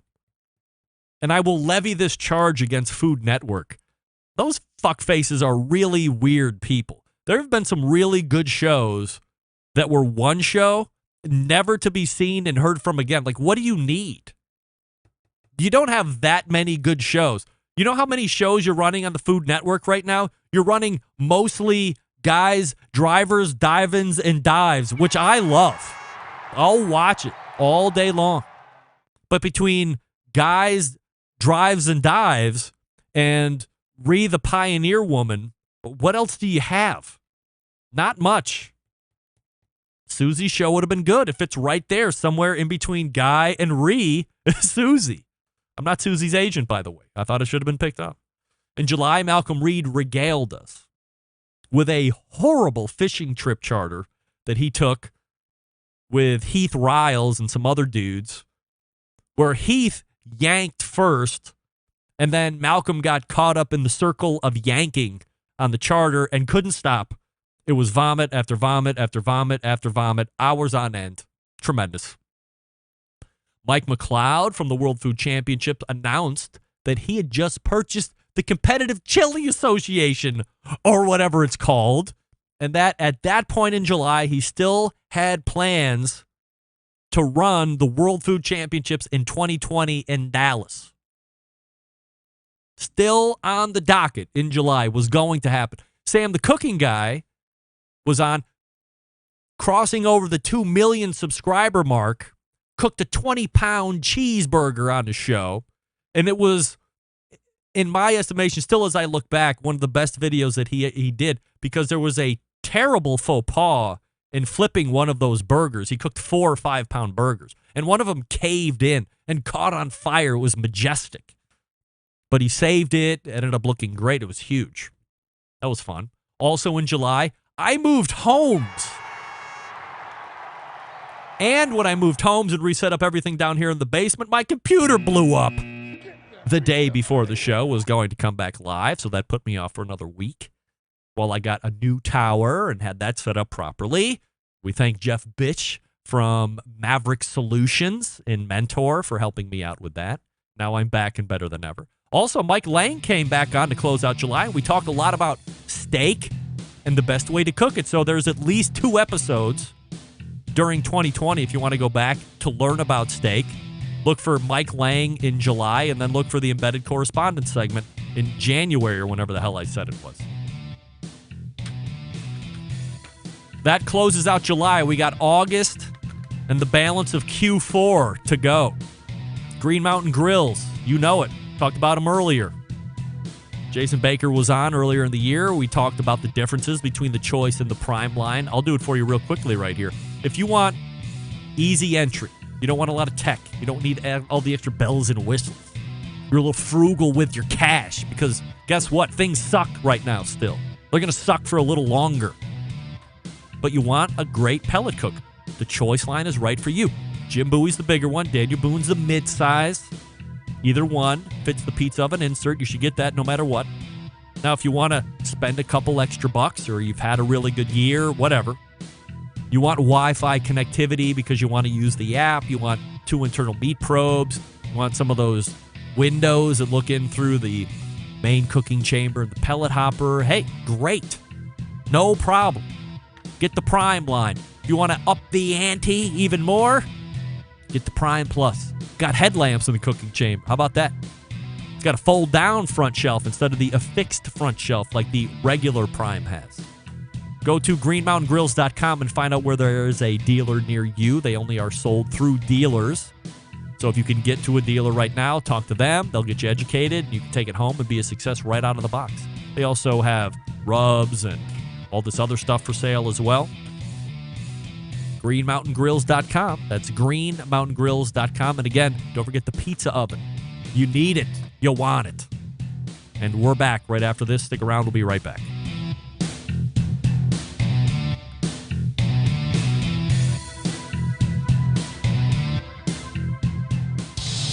Celebrating over 10 years of prolific and unparalleled live fire barbecue and grilling talk. And yes, it's still being done from Cleveland, Ohio. You're listening to the Barbecue Central Show.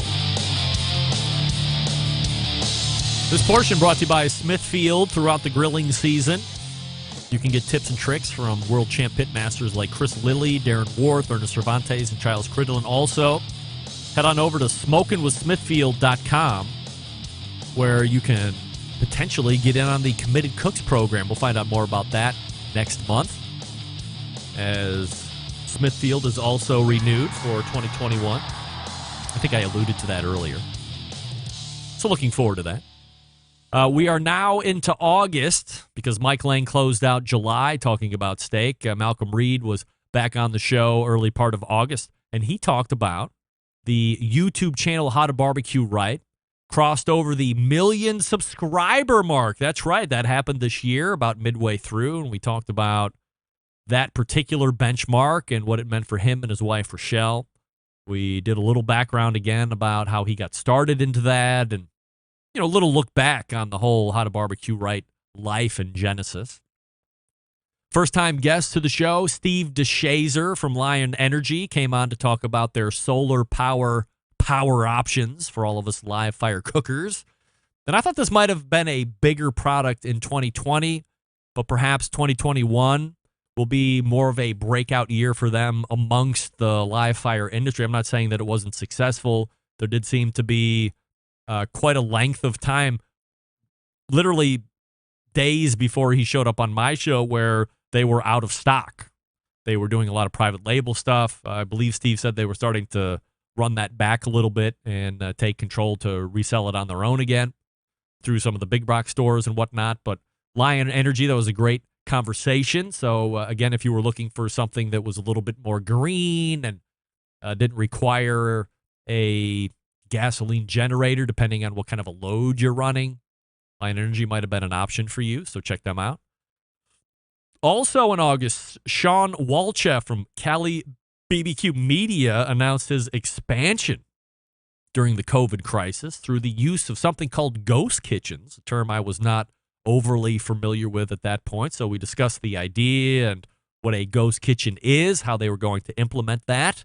Sean also told us about how they really became successful over this pandemic, learning to run lean as a staff, and of course, leveraging their social media, which they talked about earlier in the year when Stover was on as well during that bonus content in March.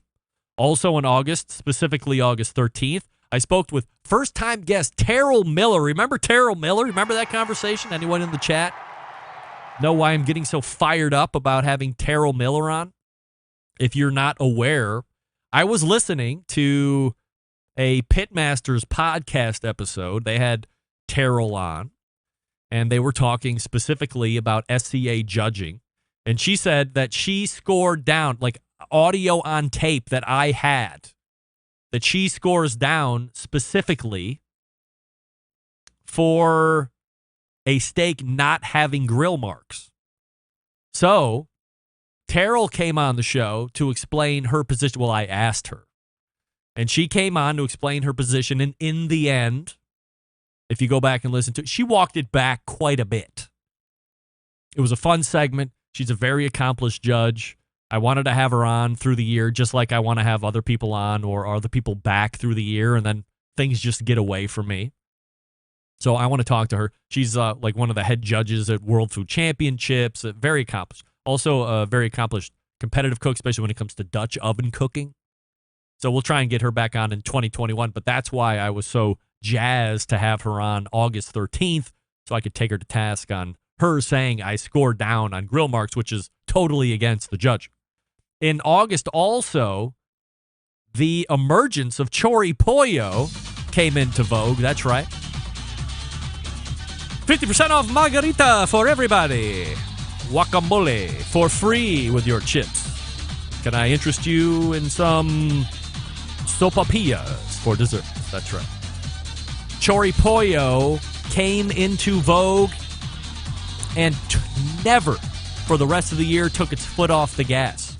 It has been Chori Pollo all the way out. I continue to get Chori Pollo emails from the listeners. They're at restaurants, Mexican restaurants, and taking pictures of the menu where it says Chori Pollo. Sam, the cooking guy, made a Chori Pollo flatbread after pounding me unmercifully for months on end.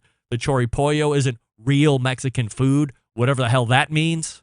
Chori Pollo is a thing in 2020. So much so, even longest-running embedded correspondent from Texas, Doug Scheiding, made his own Chori Pollo tacos or whatever the hell he made the other day.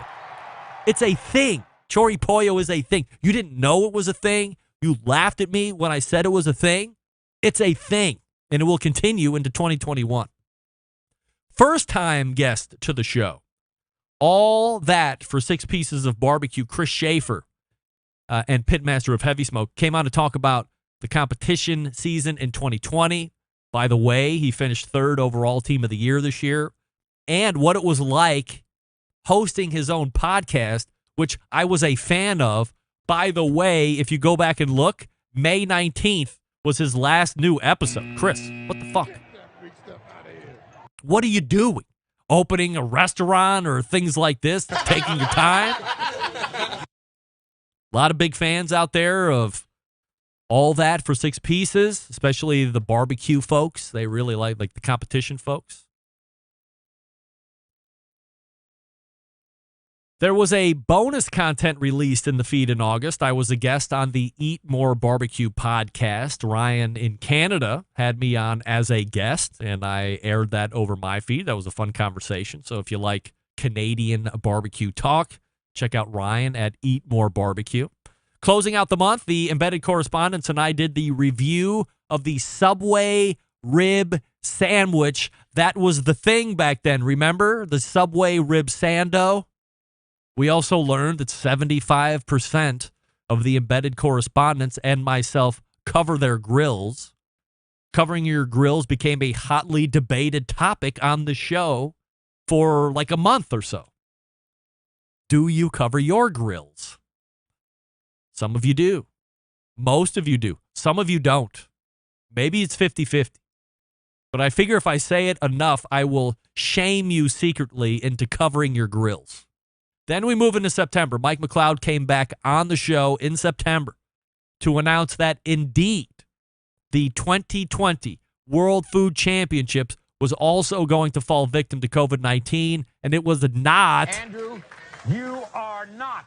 It was not going to happen. 75% of the embedded correspondents the week before said that it was not going to happen. I bet all of my $200 on Mike McLeod to pull it off. If I said, if anybody can pull this off, it's going to be Mike McLeod. He could do it. It was not in the cards. After years of watching Sam, the cooking guy, and oogling at his watch, I finally hit the internets and sourced the same one that he was wearing and bought it because I'm a watch geek. And obviously, I love the watch. And yes, I felt closer to Sam for that moment. And no, it's not weird that I bought the same watch that he has because I liked it. I mean, if you see something that somebody has and you like it, you'd probably go out and buy it too. It's not weird that I bought the same watch that another guy has at all. It's not weird. Also, in September, Meathead schooled us on twig cooking and what the hell toothfish actually is, and that we need to watch out for scams that include the name Chilean sea bass. because people will screw you on that. And you won't even be any of the wiser. But he didn't tell us what toothfish was. Those terms are related, I guess. Also in September, Jess Pryles went back to college for a master's certificate at the University of Iowa's Meat Science program. We also talked about the Just Keep Flipping method. Remember that? That was a thing in 2020 as well. She was really championing that at the time. Still a champion that way of grilling steaks as we get ready to close 2020. But when I had her on in September, it was really starting to hit its stride. She was doing videos on it and all that stuff. Also, first-timer to the show in September, Brian Schaff from Certified Angus Beef was a guest here on the show. We talked about the brand and what they do for the meat industry. I still feel like we're clearing hurdles. Like it took forever to get together in the first place, even though they're an hour away from my house. What? I said they're an hour away from my house. We finally get together. There's going to be love affair, of course, but of course, COVID hits. We can't do anything together. I can't go down to the culinary cooking center or anything like that. The horror. In the September 12th bonus content segment, I gave out my top secret rib recipe. It was very graphic in nature. I held nothing back. Some said it was almost pornographic with the amount that I exposed and let out. But hey, I'm here to help. So September 12th bonus content, if you need a great rib recipe, I let it all hang out on that rib recipe bonus content episode. Steven Reichland came on in September, told what it was like to shoot his Project Fire TV show under newly implemented COVID-19 restrictions that were self-imposed by him and the crew. Daniel Vaughn also came back on in September, and we talked about a new project that was happening in the Meatworks. In the Meatworks? Lab-grown beef brisket. Yes, real-ass meat, not Beyond Meat or Impossible Meat or anything like that, but real-ass meat being grown in a dish. That was September 15th of this year. Remember when we talked about lab-grown beef brisket? They're growing it. I forget exactly what the grow time was. It's not totally official, like in production, where you're going to see it sitting next to harvested briskets. But it's getting there, I guess. First-time guest and someone who I had been chasing for over a year, and evidently one of Doug Scheiding's favorites, Kevin Bloodsoe from Bloodsoe's Barbecue appeared. We talked about his time on the American Barbecue Showdown. We also talked about barbecue in general and if he would ever serve plant-based meat offerings on his menu, and he said no. Longtime friend of the show and pitmaster of Lady of Q, Sylvie Curry came on. That was this year, too. She was a contestant on the American Barbecue Showdown, finishing third overall in that contest, which was great. As it relates to that show, I gave my full take on the show and what it did or did not bring to the table. Spoiler alert, I wasn't a fan, especially of the two hosts. I'm not talking about judges, Kevin and Melissa. I'm talking about those hosts. Rutledge, somebody, and the lady. What was her name? Harmony or Birdie?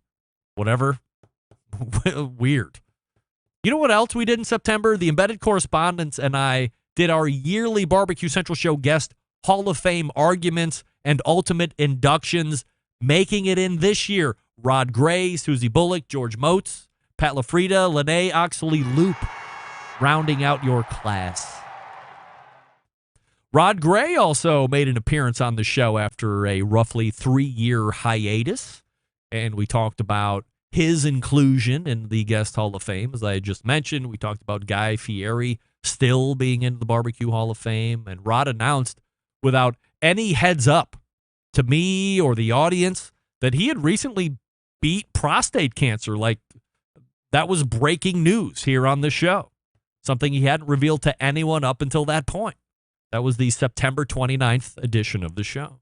And we ended the month of September talking with first-time guest and my newest man crush to date, Rasheed Phillips, from Phillips Barbecue Company. Rashid was the runner-up to Tina Cannon on the American Barbecue Showdown on Netflix.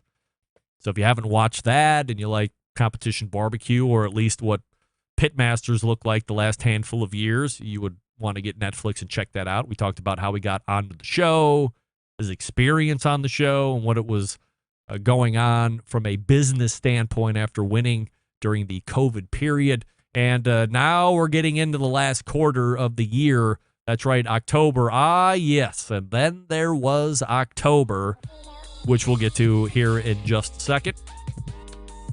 October won't take very long, or it will take very long. One or the other. I haven't made up my mind yet.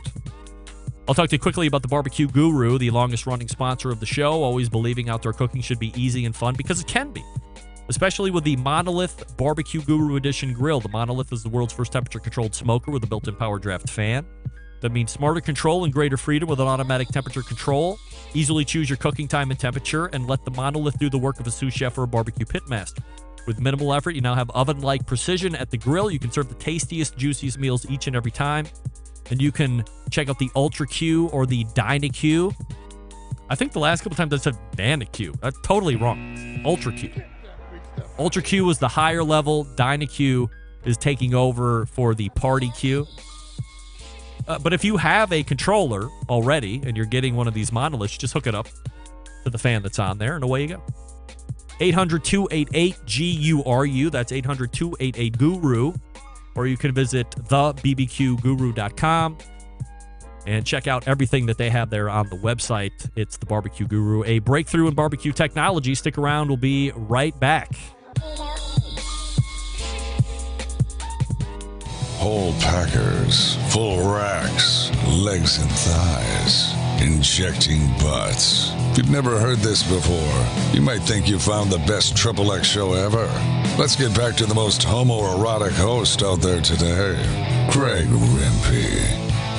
And this portion being brought to you by The Smoke Sheet, free weekly newsletter keeping you in the know. Go to bbqnewsletter.com and sign up. Once again, it's all for free. A great all-in-one resource covering the live fire industry. So as I had mentioned, October, a complete and total departure for the show from a format standpoint. I had long thought about doing more involved pieces with my recurring guests for a while, but just didn't have a concept figured out. And then October came, and I settled on a strategy and thus ushered in a month-long installment of what we called Barbecue Origin Stories. And I went in order of usual appearance time slots and did a complete deep dive with each guest, going all the way back to birth, bringing it to present day, and in between those bookends, we explored each guest's childhood, family life, culinary introduction, school experience, life successes, all of that. Because really, and as I had pointed out all the way back in the beginning of the year, there are people these days that are quick to discount anybody's success. It's overnight. There's no credit for hard work. So this was going to show you in detail that there have been years put into this, and you see how many of the guests have things in common, especially hard work and dedication and crafting their expertise. Also, it showed you that a lot of my guests had things in common with each other that I had no idea. Malcolm Reed, for instance, local wrestling at the Pizza Hut after hours. Was also going to school originally to be a pharmacist. Stephen Reichlin had a dad and a family lineage of pharmacists. So he and Stephen Reichlin, Malcolm and Stephen Reichlin, together in that aspect. Sam the cooking guy dealing with a terrible older brother, getting him into drugs, buying into a frozen yogurt business later in life, having sex on tables of the business, selling it, moving into San Diego, ultimately becoming the YouTube sensation that he is today. Stephen Reichlin talking about a ballet dancing mother that mysteriously and suddenly passed away at an early age. A father not overly thrilled with his career choices. Stephen meeting his wife Linda, navigating the blended family from his side and her side. Landing the first big book deal, hosting TV shows, the list goes on. Robin Lindar's journey, coming to terms living in a family where, the dad traveled around a lot to pick up jobs. She working a day job and also trying to get the Grill Girl website off the ground, recovering from getting married to some guy too early and then going through that divorce, ultimately meeting Scott, the love of her life, and managing a kid and a job and a burgeoning grillgirl.com all at the same time. Then getting to know Derek Riches from remote beginnings in Utah, living off the land, working for About.com and making a killing off their pay plan, then moving out on his own, putting all of his content on DerekRiches.com, falling in love with his wife in college, getting together for the first time, not that way, but dating, but a quick romance, soon married, all that fun stuff. And of course, learning about my embedded correspondents, Rusty Monson, also growing up in Utah, not being a Mormon, Andrew, you are not a Mormon. How that affected his friendships with other kids who were Mormon, how he and his siblings grew up together, Rusty being a free spirit, experienced quite a bit of tragic loss in his high school years, freely traveling and working to make money in the restaurant industry, but just going where the mood took him. Ultimately meeting his wife, a much younger woman than he would have normally dated, that he said. And he worked with her as well. And at that time, he was not big on dating coworkers, but he threw caution to the wind as well, culminating in his working and managing restaurants and then getting into the barbecue world. Then he and his wife flip work and parenting responsibilities. He becomes a full-time parent. Oh, whoa. We ain't even near done yet, son. Did I run out of time? We tip these off so that doesn't happen again. Just back off theme music. He and his wife flip work and parenting responsibilities. He becomes a full-time parent as she climbs the ladder of success at a MLM makeup company. And now he's on the verge of opening a barbecue trailer. That was a fun and exciting conversation. And, of course, with Doug Scheiding, a military brat, having moved damn near 78 times before the age of 10. Had a dad who was one-way, open and loving prior to going to Vietnam, serving as a war pilot, and then having a much more reserved and kind of angry dad. Changed father after coming back from the war, of course, and how that relationship changed and developed over the years. He was quite an exceptional athlete, Doug was, especially tennis. He was a great student. Finished first in his class at Texas A&M, was ranked the best aerospace engineer student in the country at graduation. At Texas A&M, met his pet squirrel-keeping to-be wife. And the love story that unfolded there, and eventually how we got into barbecue, how we got the name for Road Cookers, how we got on with Traeger, and then, of course, closing out Meathead. And as Diane Mee had mentioned, that was her favorite for the year, was the origin story of Meathead. You know, for as many years as he has been coming on the show, Meathead continues to surprise me with new stories and events of his life. The Paper Gator story that he wrote at the University of Florida, his initial introductions into real barbecue down there, running liquor stores during college, and then afterwards meeting his wife, who was a cashier at one of those liquor stores that he was managing, being the wine critic for Chicago Tribune and Washington Post, starting beer and spirit tasting institutes, unknowingly at the time getting Grey Goose on the map, like single-handedly getting Grey Goose on the map. That was Meathead and his Beverage Tasting Institute. So much more. There still needs to be one with John Solberg. That's probably going to happen in 2021, I guarantee it. Quite frankly, it might be the best one yet. So stay tuned for that as we close out October. And then we move to November. Malcolm Rees announced that he and one of his coworkers at How to Barbecue Right were not only opening up a retail store, but they were starting a new YouTube channel reviewing products and getting away from their usual format that you've come to know and love. Brad Leininger from Getting Basted won the 2020 KCBS Team of the Year in Competition Barbecue. Strange on many fronts as far as competition barbecue is concerned this year, of course. It appears not to be gaining much more interest and popularity to regain its former luster, but Brad came on to talk about the race that it was and how everything was packed in a very short time frame, how it ended earlier than it ever had this year in November. I put the word out in November that in December, McRib was coming back and it was going to be a nationwide rollout. Sam, the cooking guy, announced that he not only had more of his original Nakiri knives back in stock in November, but he had added an 8-inch chef's knife, an offset serrated slicing / bread knife, and a 4-inch paring knife. And having used them for the last month or so, I have to say, they are freaking great. That's also something you should be buying.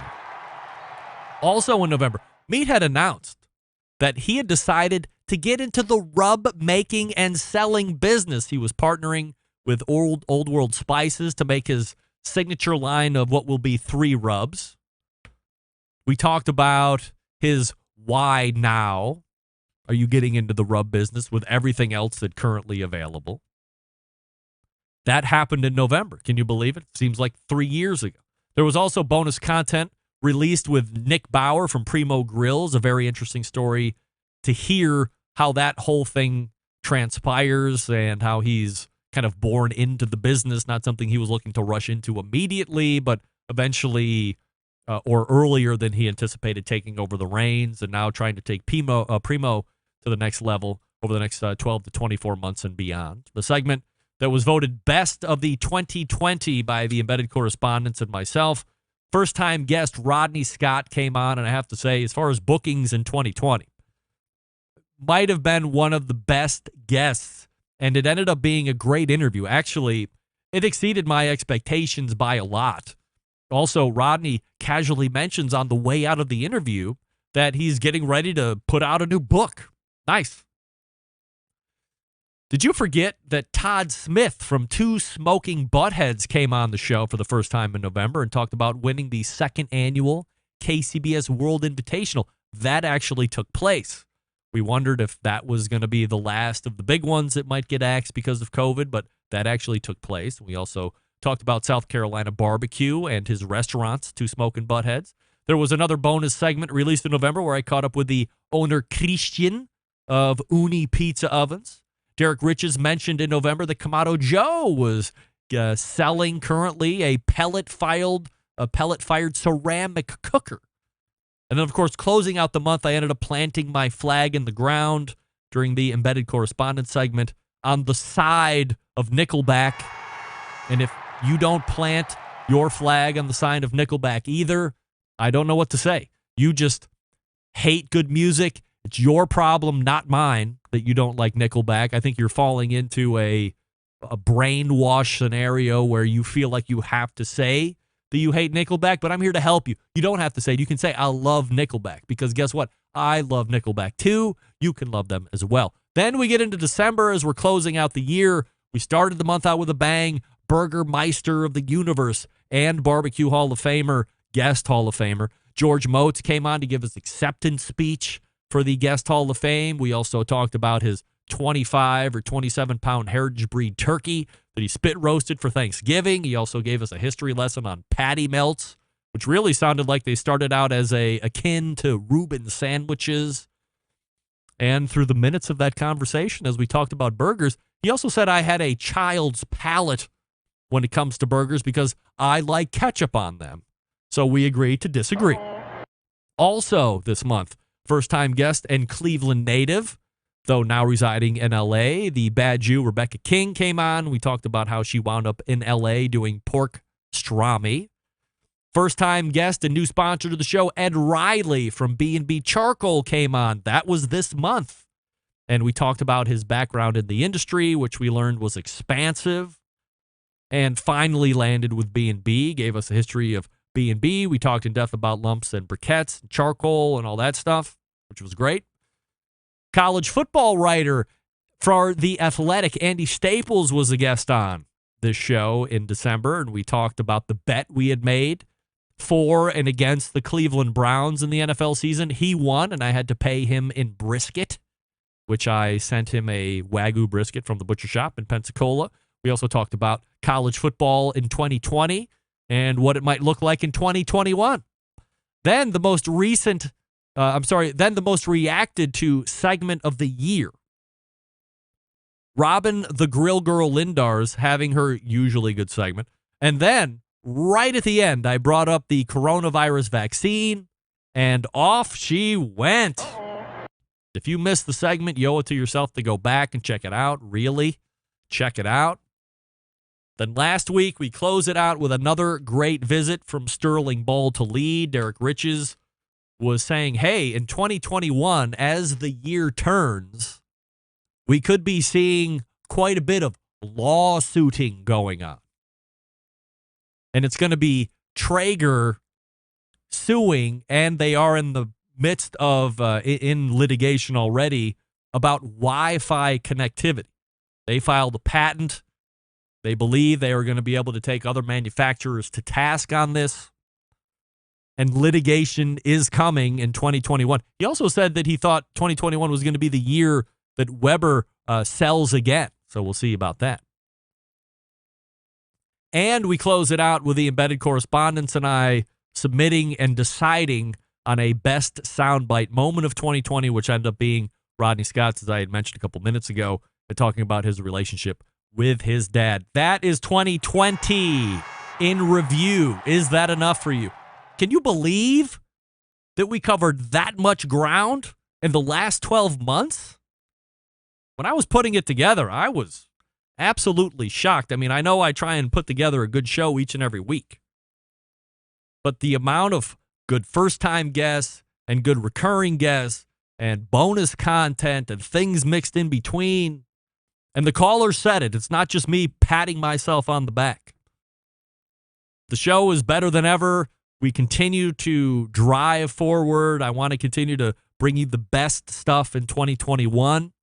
New guests, maybe some new recurring guests, maybe some new quarterly recurring guests. But you tell me what you want to hear, and I also want to structure the show around that as well, because really it's up to you. If you're not listening, at some point the show goes away. So I want to make sure you're getting the content that you want to hear. Email me, Greg at the BBQ Central Show, and let me know what you want to hear more of, what you want to hear less of, suggestions. Don't tell me that you want me to get rid of the sound effects. I'm not listening to that. I'm open into everything else, but I'm not listening to that.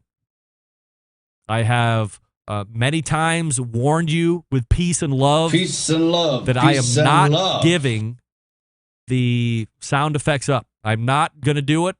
I'm warning you with peace and love. I'm warning you with peace and love. I'm not giving them away, and I say that with peace and love. Peace and love. Peace and love. Let's not talk about it. Everything else I'm open to. It's fine. Believe it or not, we are locked and loaded for next week. Big show. Here's how I want to lead the year. Thanks for hanging with me through 2020, first and foremost. I love the support. I love the listenership, whether you're doing it live or on podcast, and most of you still do it through podcast, and that's fine. Live listeners, I love you the most. I've said it for years. It's been a great year. I hope that you are safe at the end of this week in many respects. Don't go too hard into the new year. Do it right. Do it safe. In many ways, do it safe.